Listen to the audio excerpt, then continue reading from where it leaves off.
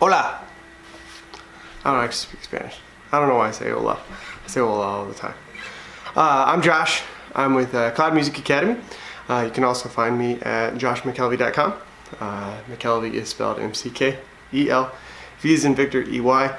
Don't we all have that thing that we have to spell every time? Like if you get a weird last name or something like that. Mine is my last name. V as in Victor, E-Y. So yeah, this is, I think, the third video that I've done. And I'm covering exercises 3, 4, and 5. On the blog, it's called Exercise 3, 4, and 5. Oh my gosh, it just lines up so perfectly. And it has the little tagline, is it Christmas already? I know you guys are super excited about exercises 3, 4, and 5. Just as excited as I am. So, last time we talked about, well, let's kind of go over a quick review. I'm gonna see if I can't find a spot where you can see what I'm doing. This guitar is different than the one that I had last time, and it's bigger, which makes it kind of difficult to hold. But so a couple review things. Remember, neck above parallel. I don't want to be holding the guitar. I'm not holding the guitar. My strap is doing all the work for me. Thank you, strap. I really appreciate your assistance in this endeavor. So I got my strap. I got the guitar. The neck is above parallel. All right, my thumb is perpendicular. Boom, to the neck. Remember, we don't want it hanging out up here. We don't want it laying flat. That's included, you know, on the back of the guitar. Don't want to do that. It gets really uncomfortable really fast. So perpendicular to the neck of the guitar, and then our hands come across the front. We were talking, the exercises thus far, we've been using a 4-fret frame. So that's 1 finger per fret over 4 frets. So if we're on the 1st fret, or if that's where our exercise is starting, 1, first finger on the 1st fret, 2nd finger on the 2nd, 3rd finger on the 3rd, 4th finger on the 4th. Exercise 1 goes like this. 2,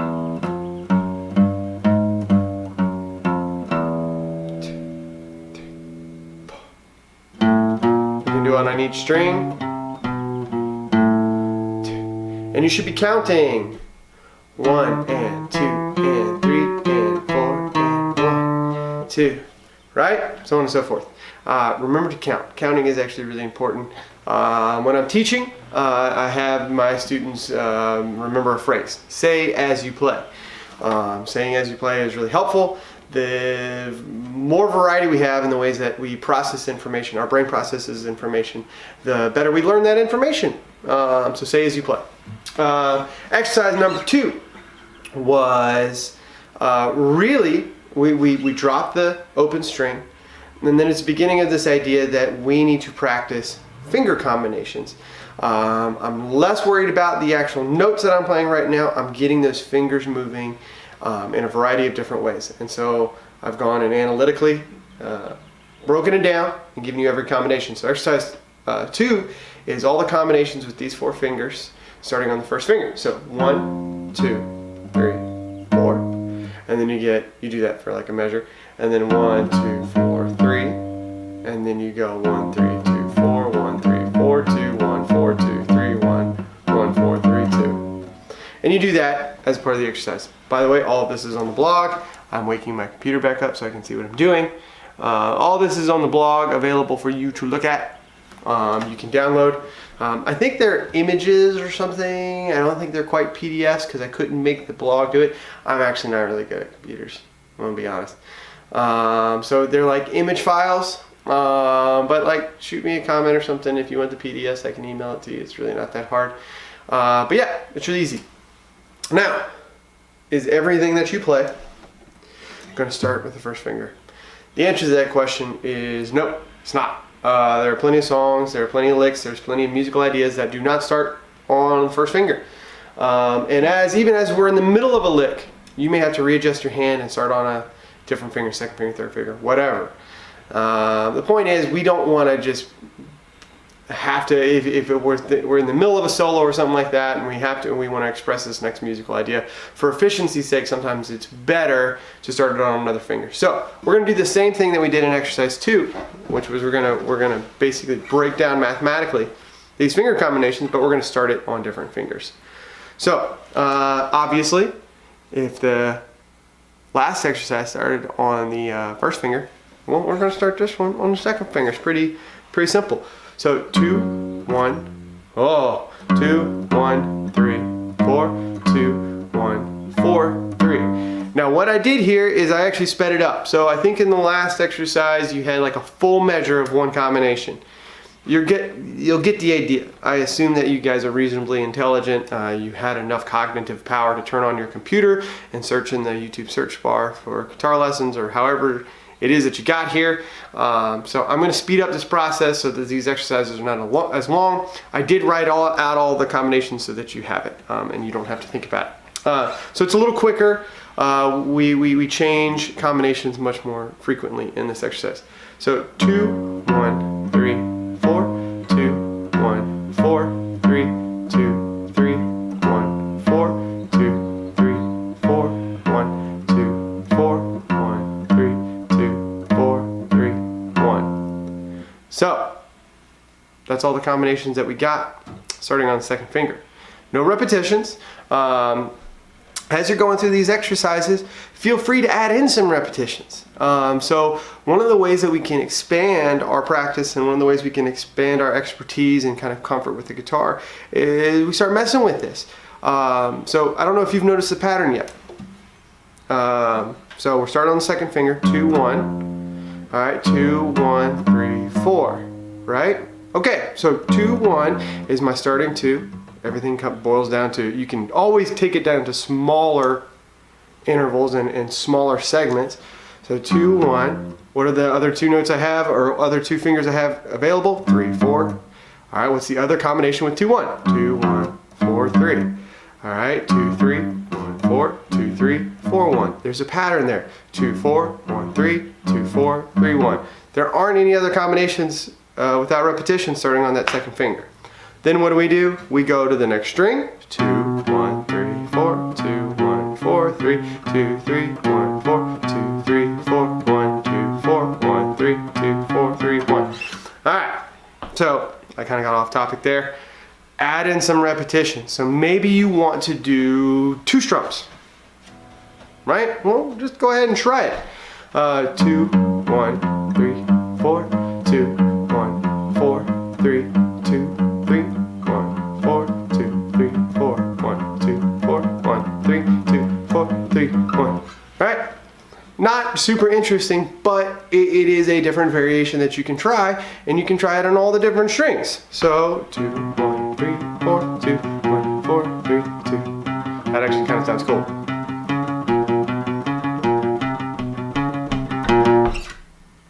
Woohoo! Okay, so you can do all kinds of stuff. You can do 3s. 1, 2, 3. 1, 2, da, da. Okay. This is very menacing sounding. Oh man.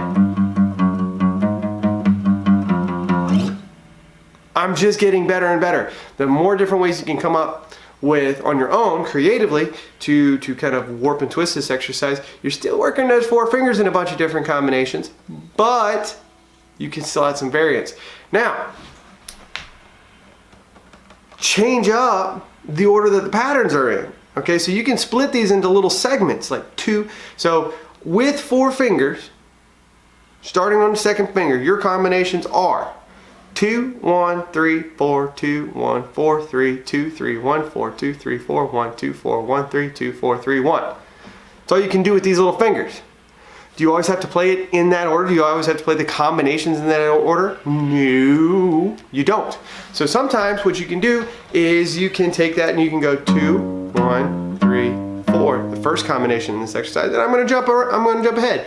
2, 2, 3, 1, 4. Maybe then 2, 4, 1, 3, 2, 4, 3, 1. Right? So I'm just mixing it up. How can we practice that? I mean, we don't want to just jump around the page necessarily. I mean, you can. There's nothing wrong with that. But maybe you want to take some index cards and you just take these combinations, 2, 1, 3, 4. Write that down on an index card. And then on the next index card, write down 2, 1, 4, 3. And then the next one, 2, 3, 1, 4. And then you mix those up and you play them in that order. So I've been doing a lot of like reading and studying about how the brain works and how we learn. One of the ways that we learn really well is randomization. Randomization. So you make things random. What is he? Oh, no, I gotta do it at the camera. I'm looking at this thing over here and that's the camera. I bet you I did that on the other video, didn't I? What'd I tell you? I'm not good at technology.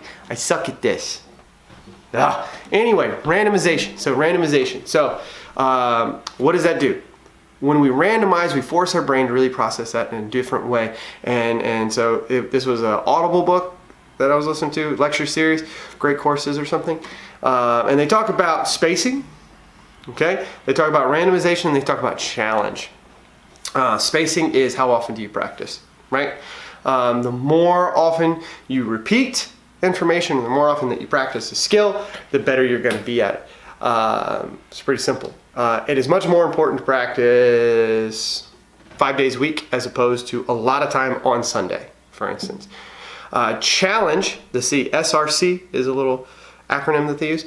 Challenge is make it harder on yourself. And we actually talked about this in one of the other lessons. What happens when you get bored? Okay, so let's say I'm getting bored. Well, I'm going to challenge myself to go slow. And yes, I said challenge myself to go slow. Slow is way harder than fast. 1, 2, 3, 4. So my foot tapping, that's the 8th note. See, I'm looking at the wrong place again.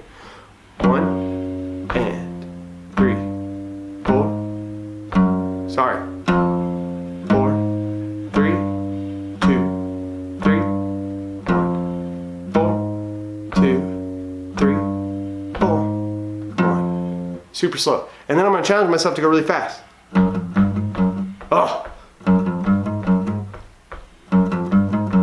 Oh man. Right? See, I'm challenging myself and it's hard. So you got spacing, you got challenge, and then the R stands for randomization. When you take information that you know, so you've had to do a little bit of practice, you have to be familiar with the information, but then you randomize how you approach that information, it actually helps you ingrain that information a little better. So randomize this stuff. Take those ideas, put them on little note cards, little index cards, you know what I'm talking about, they're like 3 inches by 5 inches or something like that. Write them out, mix them up, and then play these exercises like that. Alright, so that's exercise 3. I know I'm kind of like talking randomly. This is meant to go along with the blog, right? The blog on the website. This is not meant to be independent information. I don't necessarily think that people are going to find this on YouTube and go, whoa, this is awesome. No, please go check out the blog. www.joshmckelvey.com. I do a much better job of explaining it, I think, on the blog. Right now I'm just kind of, randomly talking. Exercise number 4. What do you think I'm going to do? What do you think I'm going to do? I keep looking at the wrong stinking piece. There's a little thingy that I can see what I look like over here, and so I'm like looking at myself and I'm like, oh my gosh, she's beautiful. But I really need to be looking there. Exercise 4. What do you think I'm going to do? So the first exercise is, right? Second exercise is just the 4 fingers. 1, 2, 3. Third exercise is, right? Fourth exercise, it's the same thing, but we're going to start on the 3rd finger. Really, you could take exercise 2, 3, and 4, and 5. Guess what? Guess which finger exercise 5 is going to start off on? That one right there, little pinky. So exercise 2, 3, 4, and 5 could really all be viewed as the same exercise. And what it is I'm tapping into that R for learning, randomization. We're going through every combination that you can do. And then we can break this apart and randomize. So this one, I'm going to start it on the 3rd finger. Boom, boom. 3, 1, 2, 4. 3, 1, 4, 2. 3, 2, 1, 4, 3, 2, 4, 1, 3, 4, 1, 2, 3, 4, 2, 1. Alright? You can do it on all the strings. I'm going to jump up. So that was the low E, A string, D. Let's just do it on D string. 3, 1, 2, 4, 3, 1, 4, 2. 3, 2, 1, 4, 3, 2, 4, 1, 3, 4, 1, 2, 3, 4, 2, 1. I recommend playing these straight through. Slow, steady tempos, use a metronome, stuff like that. I'm kind of jumping around. I just want to show you what this is actually supposed to be, so you don't get super confused if you're just looking at the tab. But it goes through every combination starting on the third finger, and on all the strings. And then of course exercise 5, same thing. 4, 1, 2, 3, 4, 1, 3, 2, 4, 2, 1, 3, 4, 2, 3, 1, 4, 3, 1, 2, 4, 3, 2, 1. That is it. It's all the combination of those 4 fingers and no repetitions.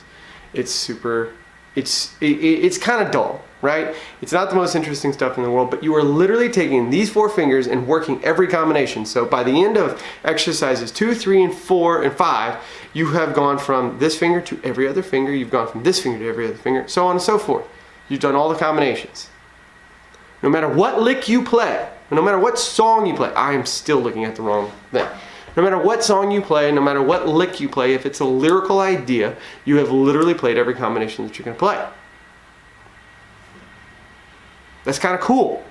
Even if you're crossing strings, right? So we're not always going to play on one string, but even if you're crossing strings, you're still using these 4 fingers, right? So let's say I'm playing a scale, right? 1, 2, 4. I've played that before in the first exercise. 1, 2, 1, 2, 4. In that exercise, it would end on 3. We don't have to do that, but 1, 2, 4. We have played that combination before. 1, 2, 4. If we keep going through the scale, it's 1, 2, 4, 1, 2, 4. The fingers that I'm using in the combination. Now, look, I got a different frame, and I'm moving across strings. I'm not necessarily even playing 4 notes, but we've played that combination before. 1, 2, 4 again. Now, if I do like a minor scale, I got 1, 2, 3, but we played that combination before. My point is, by the time you get done with this exercise, or 2, 3, 4, and 5, you played all the combinations. Now, you're gonna add in, some repetitions. So you're gonna play notes more than once. You're gonna play fingers more than once. You're gonna add in some string skipping. We're gonna talk about that in a couple exercises here coming up. So it's not just that simple. You're not a master. You play exercises 2, 3, 4, and 5. You're not a master guitar player yet. You still got years of practice to put into it, but it is a great way to get started. A couple reminders before I wrap this long-winded video up. Strap, wear one, or use a footstool. I don't really care. You can't see my feet. I'm not very flexible. Wear a strap, neck buff parallel, thumb perpendicular to the back of the neck. How am I holding my pick? Remember me getting up in your face with it? Yeah. There you go. You can kind of see it. Boom, like that. Not like this. Like this. Okay. And when we're strumming, down, down, up, down, up, down, up, down. Alternate picking. Always do that. Always. It's really dumb not to do that. So alternate picking, and then say as you play. Count out loud. 1 and 2 and 3 and 4 and. All of these exercises are the same rhythm, except for exercise number 1. That's 1 and 2 and 3 and 4 and 1, 2, 3. That's a whole note in exercise 1. Okay, so besides that, keep on practicing. You have 5 exercises now, so we got 7 days in a week. Man, if you're like really trying to if you're craving some structure, do exercise 1 on Monday, do exercise 2 on Tuesday. I don't care. You can do all 5 on the same day. Just run through them, spend some time with them, and just try to touch the guitar every day. Like I said, that little acronym I talked about briefly, SCORE, SCR, spacing, challenge, and randomization. Spacing is number 1. So it's more important to practice a lot or on each day or frequently. It's more important to practice frequently than it is to practice for a long time on any given day. Challenge yourself, so go faster, go slower, and then the randomization. We talked about like maybe using some index cards, but these exercises are kind of based in the randomization on that kind of idea. Cloud Music Academy, that's where I'm at right now. In the building, the room I'm in, this is in Cloud Music Academy. And you can always find all of this info on, and is meant to be used in conjunction with the website and the blog, www.joshmckelvey.com. Thanks so much for watching. If you like any of this, Keep watching. Hit the subscribe button. There's links down at the bottom. And if you have any questions or concerns, just let me know. Bye.